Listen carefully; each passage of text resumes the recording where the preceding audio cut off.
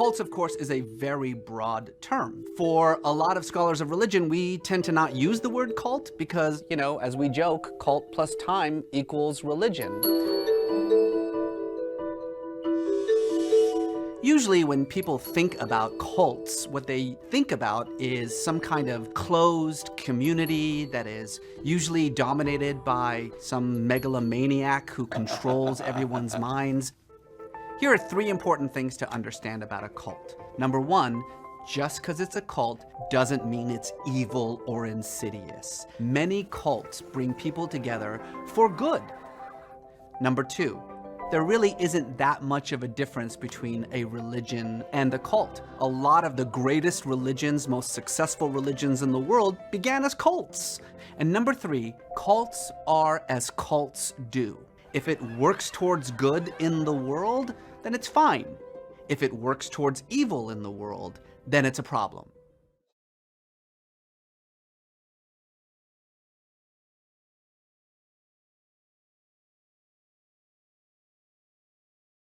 I'm on the Big Island in Hawaii to look into the eyes of one such self-proclaimed prophet and those who believe in him, to try to understand the anatomy of a doomsday cult.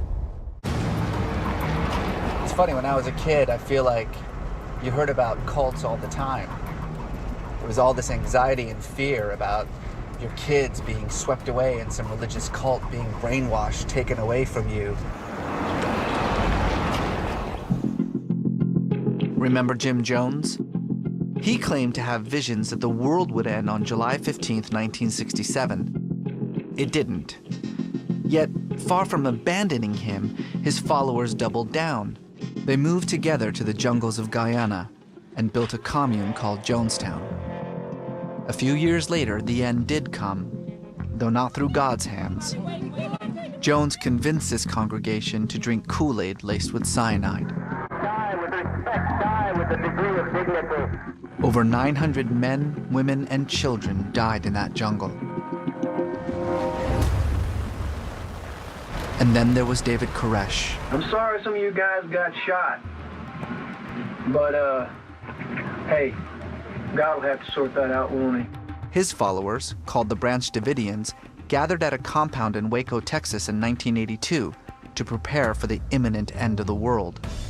It's true I do have a lot of children, and it's true I do have a lot of wives.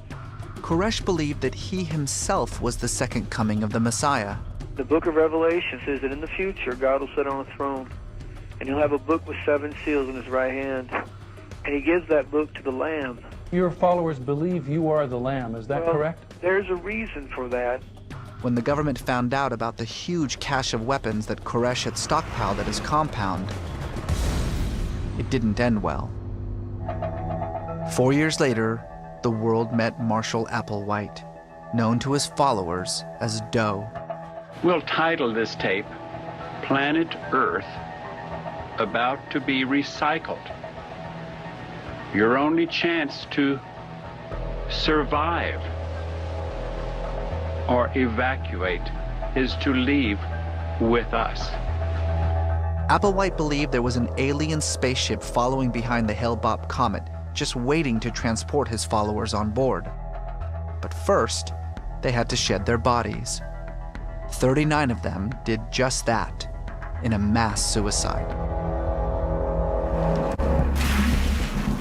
I guess really in the end, when you think the word cult, you have this idea of some closed, evil organization under some mastermind who's controlling the minds of all these people who've totally subsumed their identity into his for some kind of insidious design. It's not every day you get to interview a cult leader, let alone a doomsday prophet. This is an opportunity that I just can't pass up.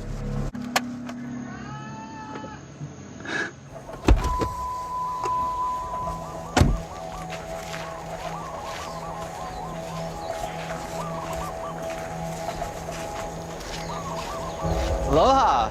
I'm Reza. Good, How are you, man? Good. I'm doing good, man. Welcome. All right, yeah, welcome Nice. to the tribe. Aloha, Reza. Welcome home. How are you, man? Good to see you. See you. How are you? Wonderful. Thanks for having me here. You're a damn This paradise. is amazing. This is incredible. Welcome to our rainbow village. Thank you. It's beautiful, man. Follow me. What started out as 3 acres of ash and cinder is now a living, breathing forest with over 20 structures, dorms for men, women, and children. Well, welcome to our tribe. We want people like you from all around the world. But how many people would you say are here? About 30, 40 right now. Do you feel like more and more people are starting to come as... Yes. This year, we've had more people here than ever before come in. Why do you think that is? I think the time in the air right now is a sense of urgency in the air. The storm is coming. I've been busy recruiting. I feel I have a wonderful opportunity to share knowledge and inspiration with people. Did you talk to people about that when you were Absolutely. on the mainland? Mm-hmm. You told them all about what's happening here? Many people. Mm-hmm. Yeah. What was the general response? I don't get wrapped up in the doomsday because people aren't going to hear you. I have a way of kind of pull myself back from maybe the whole, the part of it that makes you go, ooh, prophecies, ugh, you know, this is a religion. Right. You know what I mean?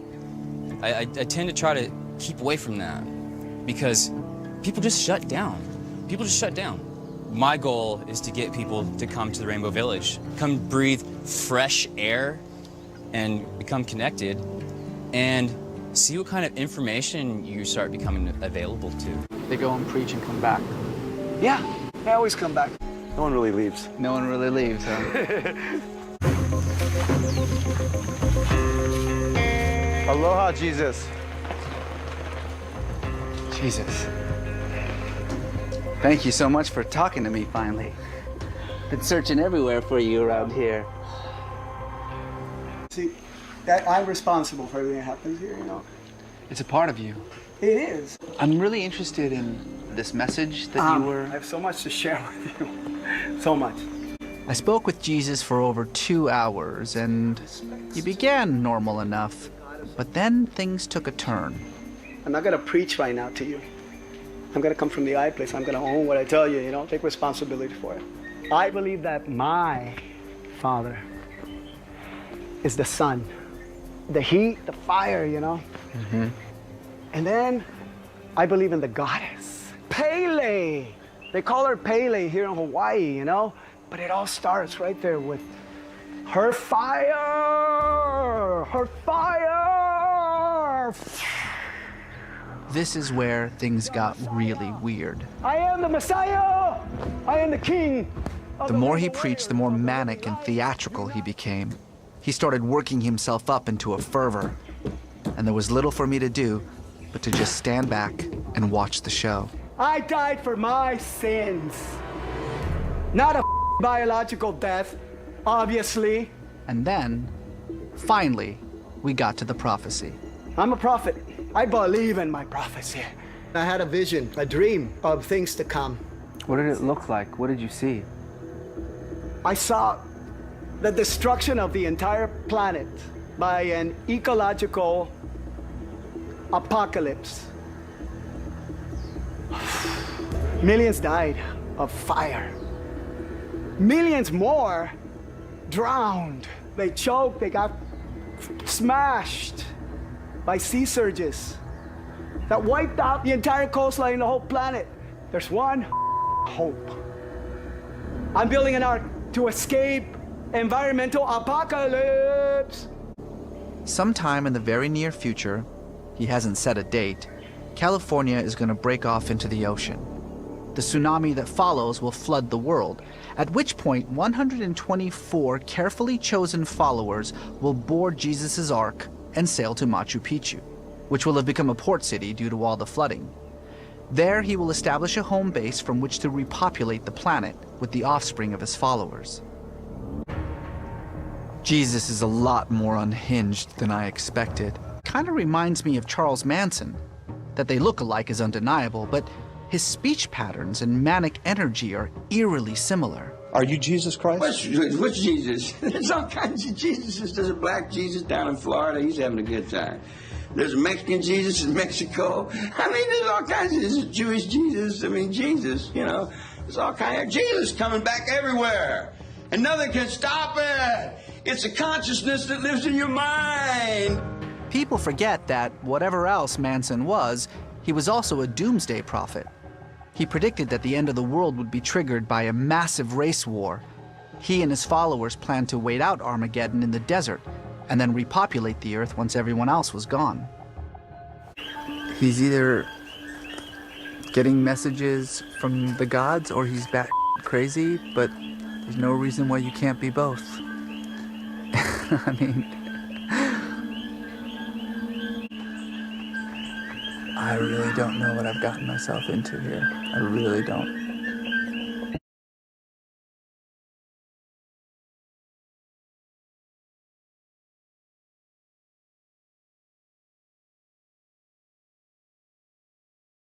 I don't know what to think, you know, like sometimes I get lost. I get lost in your words, you know? Sometimes you make perfect sense and then, I don't know, something happens and I just like lose you. What's going on? The effect I had on you, you know, it's the same effect I have on everybody when they first meet me, you know. I've got this speech, I've got this sermon, you know. So when I first meet you, break it down, man. Let's see if you can even, you know, survive my narcissism, you know? And if that doesn't turn you off, you don't leave that day, now you pass the test. So you feel like sometimes you have to put on a bit of a show? It's a mask. I have two personalities, and I'm schizophrenic. I think that sometimes, you know, you're talking about this mask that you wear, and it makes you Unreal. a little fake. So then let's be real. Yeah. You doubt sometimes? Yeah. You know, I've been called Jesus, you know, since I get to the island. This is 15 years of Jesus and Jesus. And I didn't believe that Jesus Christ had even existed. And I'm like, well, hell, if he didn't even exist, you know, what the hell am I doing, you know? You started doubting yourself. Completely. Were you doubting the prophecies too? I was doubting everything. I see why people are drawn to him. He's clearly charismatic. And then I met Jesus, and that was instant connection. Instant connection. The moment I met that man, he was like the father figure that I never really had, you know? Yeah. And I fell in love with the man, you know? But you believe in Jesus. Yeah, absolutely. And you'd follow him. Oh, oh yeah. Yeah, I mean, you'd have to, you know, bop me on the head and drag me away. Did he talk to you about like his belief and his prophecies? Oh yeah. What did you think when he said that? I believe. You believed it? I believe in Jesus' prophecies. A storm is a-coming. We must prepare. So would you call yourself like a follower of Jesus? Wherever that man goes, I'm gonna go. I believe in Jesus.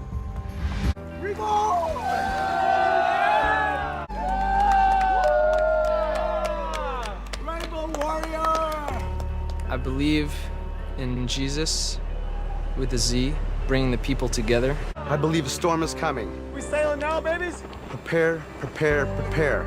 I believe that Jesus is the prophet. I definitely believe in Jesus. I'll follow that man to the horizon and beyond and beyond and beyond. We are capable of great things. I believe we are the ones we have been waiting for. I believe in love. I believe in life. I believe in the power of the people. I believe we are the new advanced civilization. I believe in mystery and magic. I believe we can do this.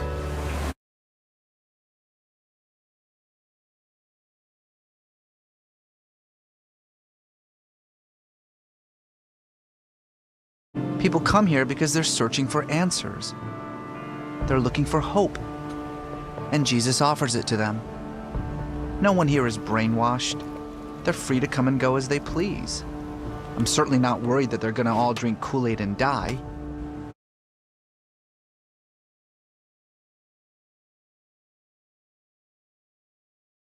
He can really get passionate, and his passion just runs a little bit hotter than other people's. He may start screaming at times, but that's just because he feels things are imminent. The clock's always ticking, And that's something that a lot of us really don't have. And he's, Yeah. he's really trying to get us to understand we don't have all day. Generally, Jesus, I mean, he's really grounded. He's a very intelligent person. He's really smart, but when he's really passionate about something, sometimes his emotions kind of get away from him. He acts out quite a bit. I've known Jesus for years, and even with me, sometimes if I don't do something exactly whatever's in his head, he has a tendency to kind of flip out just a little bit. We're gonna make it! Oh yeah, we're gonna make it, Jesus. Yeah? Of course we're gonna. Do you believe in the prophecy? Of course so. Do you believe in the Supreme Commander-in-Chief? I do. Commander of the SS Ark?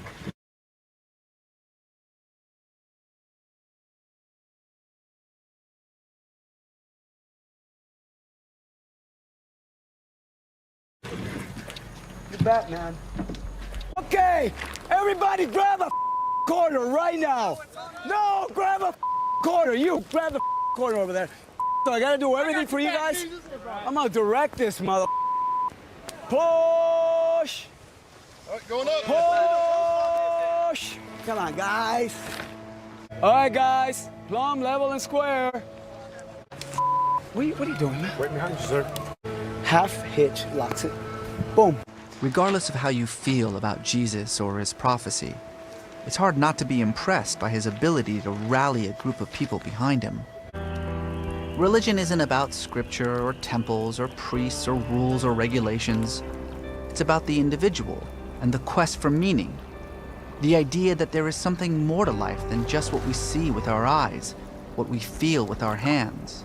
That there's an answer somewhere out there. That there's hope, a point to our very existence.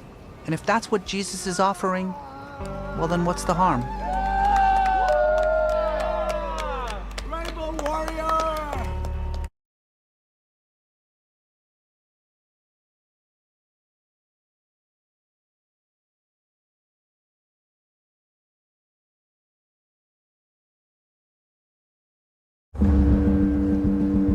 Los Angeles is my home. It's also the epicenter of the Church of Scientology. I live within walking distance of 4 different Scientology centers. As a scholar, I'm fascinated by new American religions, and whatever else you think about Scientology, it is arguably the most successful new American religion of the 20th century. And it is spread through every corner of the world.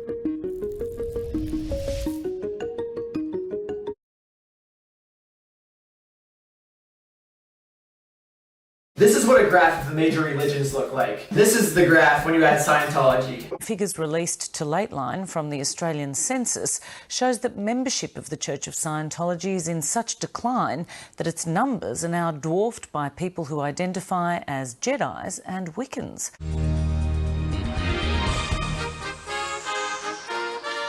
It bills itself as the world's fastest growing religion. But in Australia, Scientology is going backwards. Figures from the 2011 census show that only 2,163 Australians call themselves Scientologists. That's a drop of 13.7% over 5 years. Other minority religions are growing. Pantheism increased by 35%. Rastafarians by a cool 30%. While members of the Jedi faith now number 65,000, over 30 times more than Scientology.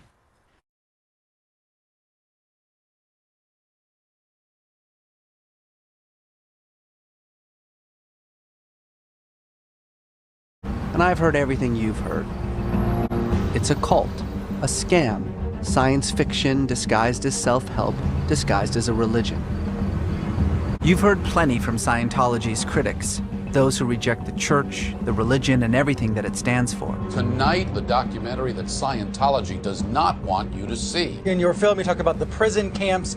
It's run like a paramilitary organization. People who are familiar with Scientology are mostly familiar with the scandal, the control that the leaders of Scientology have over the lives of many of its members. I have a confession to make. I have a soft spot for Scientology. And yeah, I've heard the same things that you've heard. I've read the books. I've seen the movies. I'm familiar with the allegations of corruption and abuse, and I don't discount them. Though I will say that if corruption and abuse disqualified you from being a religion, there would be no religions. I don't think it's fair to refer to Scientology as a cult. I mean, really, the difference between a religion and a cult tends to be how long the religion lasts. Christianity was a cult for 300 years. It usually doesn't go too well. I totally disagree. Okay, I want to jump in and say something. My scholarly interest in Scientology often gets me labeled as an apologist for the religion. Wonderful to see you all. And in fact, I do often find myself defending Scientology at dinner parties. Yeah, I'm that guy. Do you consider Scientology a cult? Yeah, definitely. Do you consider L. Ron Hubbard to be a charlatan? He's a science fiction writer. L. Ron Hubbard writes that 75 million years ago there was an evil galactic emperor named Xenu who took all these Thetans to planet Earth, and that's who we are. We are these Thetans. Look, it's based on science fiction. So was a lot of the Bible. If there were such things as investigative reporters 2,000 years ago in the Galilee, there'd be no such thing as Christianity. I want to see Lawrence Wright go up to Jesus and be like, so how many people did you feed with, like, how many loaves? 5 loaves? Because I spoke to Joab, and Joab said that he himself brought like 12 loaves, you know. I think it's easy to make fun of Scientology and to point out the unbelievability of Scientology, but when you do that, you are negating Scientologists' pain. So, Hubbard is dead, and, you know, as is often the case with most religions, when a prophet dies, one of his followers takes over, and in this case, it's David Miscavige, right? So he's now, I guess, in charge. A lot of people keep saying he's changing the religion. The name of the game in Scientology is to keep pure the tech of L. Ron Hubbard of LRH. So the allegation against Miscavige is that he is essentially interpreting the tech. It's a dispute about who gets to say what L. Ron Hubbard really meant. Every religion deals with these things. Who gets to speak for the religion? How do you actually interpret the founder's intentions? Who has the authority to define the faith? And I mean, all of this stuff is, for those of us who study religion, very familiar. Absolutely. Over the last few years, this argument over who controls Scientology and how to practice it has led to a number of sects and schisms and breakaway groups. What's happening with these independent Scientologists, these believers who are seizing for themselves the authority claimed by the church to define the faith, to interpret it, to individualize it, should sound familiar. After all, this is exactly what happened in the Christian Reformation. Until the 16th century, the Roman Catholic Church was the sole interpreter of Christianity in Europe. But rumors of corruption in the Vatican and a sense that the church was becoming greedy drove a dissatisfied and rebellious group of Christians to break off from the church, to begin to interpret the faith for themselves. The Protestant Reformation, as it became known, swept through Europe, and dozens of churches, Methodist, Presbyterian, Anglicans, were founded, each with their own singular interpretation of what it meant to be Christian.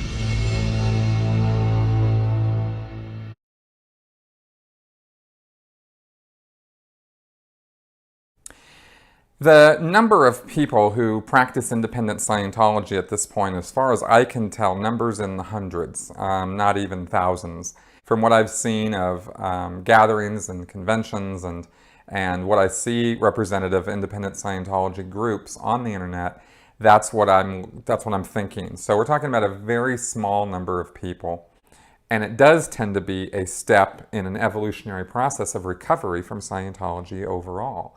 And I do know people who were involved in independent Scientology or practicing independent Scientology or going out and getting auditing, from independent Scientologists, and then came to the realization that, yeah, no, it's actually bullshit, and no, I don't need to be doing any part of this, and they flush it out of their life entirely. I think that's a phase that a lot of them go through. So I've seen met very few people who continue to hold on to those beliefs. The Dror Center started out as a Scientology mission specializing in training auditors. So this is where people study to become an auditor. Nice to meet you all. Nice to meet you. So we're just breaking the monopoly. You feel that what you're doing here in Haifa is more of what LRH originally intended. It's the pure version of Scientology. Yeah. Oh, definitely. This is the true Scientology. I'm only loyal to one person, and that is Ron Hubbard. Ron Hubbard is the source of Scientology, and I have no doubt that if Ron Hubbard came around, he would hug me and he would say, Danny, Tammy, thank you so much for what you're doing. Hi, Hello. Randy? Yeah, hi. Reza. Nice to meet you. Randy and Tim were once two of the church's best trainers of auditors. You feel as though that the church was taken away from you? Oh, yes. It was taken away from me, but Trey encouraged me after I left the church. He said, hey, Randy, why don't you just start auditing again and training? Anyone can just leave the church if they want to. Yes, certainly you can. You can. But what if you have a daughter or son who's on staff? My daughter disconnected from me. She disconnected from him when he left. Yeah. Doesn't call me, won't talk to me. Have you tried to reach out to her? Sure, but it just, it's a wasted effort. When you say you got declared, boy, that's it, boy, the axe is falling. Right. Yeah. Did you introduce her to Scientology? Yeah, sure. I've been a Scientologist since before she was born. Before she was born. Yeah. Right. Yeah. So she sort of grew up with it, Did you know that was going to happen? Oh, yeah. Can I ask you why you felt it was, considering the consequences, so important for you to say your piece? All I can say is really it's a point of integrity. I couldn't be in the organization and see the things that I saw going on and not know that there was something wrong. What's more important, that or some personal pain and discomfort and familial, rejection or something, And I chose the religious aspects of it as being more important. Are you concerned about the church's attacks against people who not just leave, but especially who speak out? I'm concerned about it. Do you feel as though this interview might change things for you? It might. It might. How does that make you feel? Well, I'm prepared for it.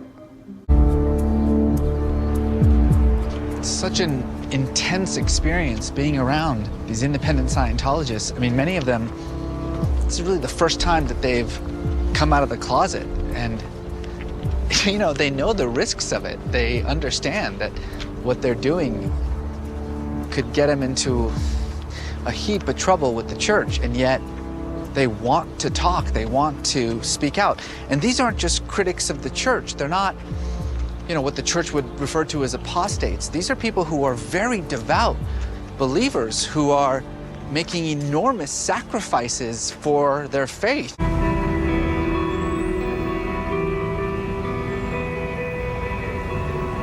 Funny, the more time I spend with these independent Scientologists, these free zoners, the more I realize that we are witnessing a Scientology reformation. A religion can only expand and grow if individuals feel free to make it their own. And that's what's happening here. These independent Scientologists believe that they are the true believers, that the church has veered off course, that they are the ones who are remaining true to the original foundations built by L. Ron Hubbard. And it doesn't matter whether they're right or wrong. What matters is that all religions go through this process. All religions deal with this conflict between individuals and institutions over who has the authority to define a faith. And so maybe that, more than anything else, proves that Scientology is not so different after all.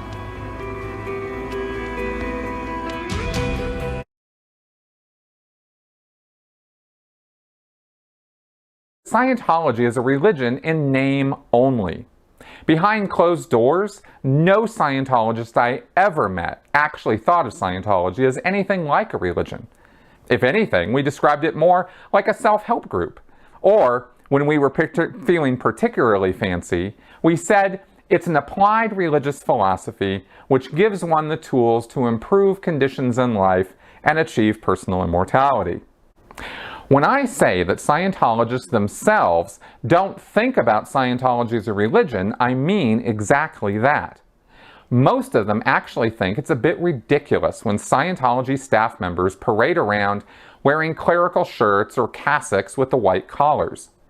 All of those kinds of clothes and the ceremonies that go with them have nothing to do with the practice or business of Scientology. They don't call them churches, they call them orgs. I mean, that kind of gives you an idea of the flavor of how people think about Scientology in the world of Scientology. Nobody thinks of Scientology as a church. They call it a church, but they don't think about it that way. They think about it as a place that you go to do classes and get counseling. When you get past Scientology's smoke and mirrors, you find that it's really just a bunch of people following the very bad advice and instructions of L. Ron Hubbard. He created the subject of Scientology in 1952 as a new operation and initially described it as the science of certainty and made it very clear that it had nothing to do with religion. For example, in the first edition of his book, The Creation of Human Ability, written in 1953, Hubbard said, "Scientology has opened the gates to a better world. It is not a psychotherapy nor a religion. It is a body of knowledge which, when properly used, gives freedom and truth to the individual." In a private letter with a Scientology affiliate, a woman named Helen O'Brien, around that same time, Hubbard wrote about his plans to resuscitate the Dianetics business under a new banner. I await your reaction on the religion angle. In my opinion, we couldn't get worse public opinion than we have had, or have less customers with what we've got to sell. A religious charter would be necessary in Pennsylvania or New Jersey to make it stick, but I sure could make it stick. We're treating the present time beingness. Psychotherapy treats the past and the brain. And brother, that's religion, not mental science. Hubbard clearly was a very confused man when it came to understanding the difference between psychotherapy and religion. And you'll note how he's talking here about customers and selling things. There's no question Hubbard was running a business. And he retained that business model from those early days all the way to now.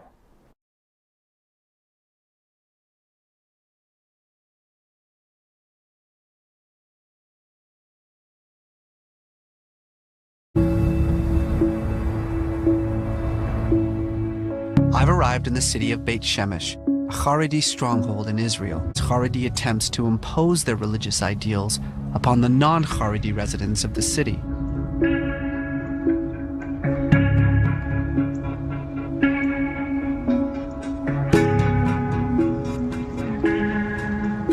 We've been told in no uncertain terms that if we get out of the car in these neighborhoods, we will be immediately attacked. If I were to get out now for more than 2 minutes, I would be surrounded by kids screaming at me that I'm a whore and a slut. The kids? It's happened to me personally. They teach the kids to go out and scream shiksa and putza. This sign, this is the sign, it says, women are requested to refrain from passing or lingering on this sidewalk. The presence of women on this sidewalk is considered by the men here to be offensive. All right, let's keep driving if you don't mind. I don't want to cause too much. Yeah, they keep sniffing. You know, they're walking and they're sniffing. This mall, this was built about 12 years ago, and the Modesty Police, they sabotaged the construction. They poured concrete down the pipes and they threatened the workers. The Modesty Police? They're a self-designated policing group that has decided that they are going to enforce the norms. You yourself have been attacked on a number of occasions. You said somebody threw a rock at your head. Yes. People have spit on you. Yes. But it's not just women who have been attacked, but children as well. When my daughter was in 2nd grade, the school was moved into this building. And one of the most extremist groups decided they wanted the building for themselves. They don't want to mix in any way. No mingling at all.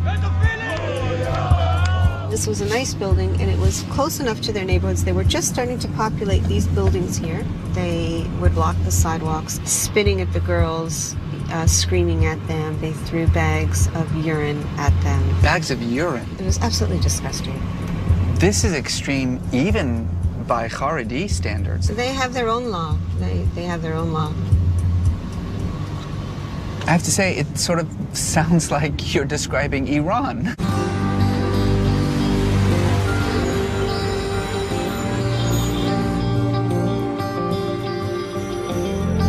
This is Mei Sharim, one of the largest Haredi neighborhoods in Jerusalem. I was advised not to walk around here without a local escort, as outsiders are not welcome. I've heard that a lot of the Haredim, that their phones, even their smartphones, are either filtered or they're not even connected to the internet. Is that true? Not only to the internet. There is this concept of kosher phone. You can only make phone calls and not even receive text messages. It's all about keeping the world at bay. Exactly. It's all about that. What's all this? This is the internet. This is the place. This is the Haredi internet. Yeah, this is the portal. So these posters are just a way for an insulated community to communicate with each other. So I've heard that even with some of these peshkevilim, they can actually be very personal in nature, almost like, you know, so-and-so showed too much leg, or you know, something like that, like almost a shaming. Yeah, it's a low-tech style of shaming. So it's like a way of almost policing the morals of the community. It can be a sanction, yes.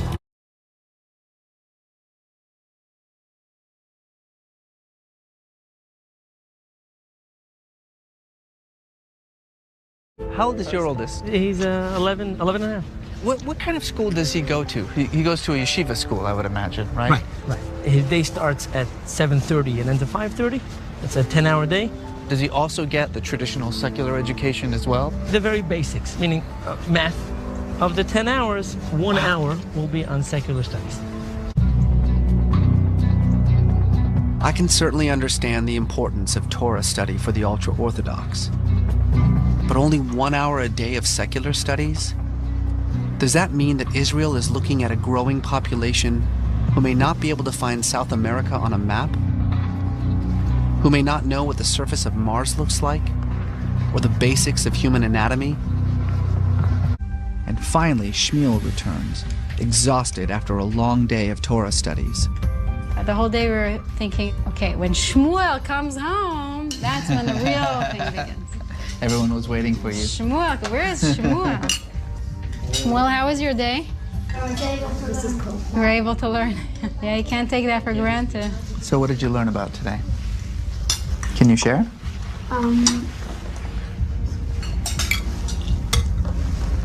Here, eat something. While you're eating Shmuel, you think about it? I feel like I've learned more about the Haredim in just those couple of hours than I have in all the books I've read. There's something so beautiful about their partnership, working together to fulfill the Torah, each in their own way. And yet, I could tell Shmuel was so exhausted at the dinner table. 10 hours of Torah study every day, except the Sabbath. And when I left, he picked up his Talmud because he had 2 more hours of study to go before bedtime. As a father of 3 sons, I have to be honest with you, my heart was breaking for Shmuel.